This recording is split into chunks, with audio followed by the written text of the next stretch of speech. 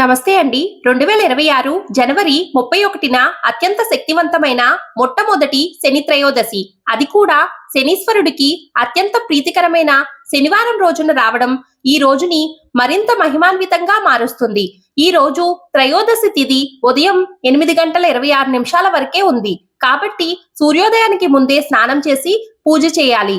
శనిదేవుడు కఠినుడిగా కనిపించిన అసలైన న్యాయాధిపతి. మన కర్మలను శుద్ధి చేసి మన జీవితానికి సరైన దారిని చూపించే దేవుడు. విద్య, ఉద్యోగం, వ్యాపారం, వివాహం, సంతానం విషయంలో ఎదురయ్యే కష్టాలు అన్నీ శని పరీక్షలే. కానీ భక్తితో తలవంచితే శనిదేవుడే మనకు రక్షకుడు అవుతాడు.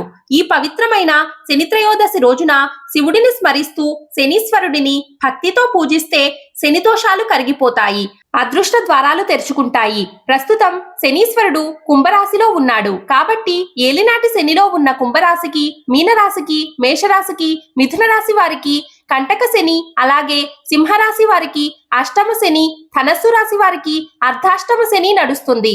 కాబట్టి ఈ రాశుల వారు తప్పనిసరిగా శివాలయానికి వెళ్లి శనీశ్వరుడికి పూజ చేయాలి. లేదా మీ దగ్గరలో ఉన్న నవగ్రహ ఆలయంలో 9 ప్రదక్షిణాలు చేసి శనీశ్వరునికి నువ్వుల నూనెతో దీపారాధన చేసి నువ్వుల నూనెతో తైలాభిషేకం చేయాలి. రావి చెట్టు చుట్టూ ప్రదక్షిణ చేస్తే లక్ష్మీనారాయణుల కృప కలుగుతుంది. గుడి నుండి బయటకు వచ్చేటప్పుడు పొరపాటున కూడా వెనక్కి తిరిగి చూడకండి. అలా చేస్తే శని దోషం మళ్లీ తగులుకుంటుందని నమ్మకం. శనీశ్వరుని కృపతో మీ జీవితంలో శాంతి, స్థిరత్వం, యోగం నిశ్చయంగా కలుగుగాక.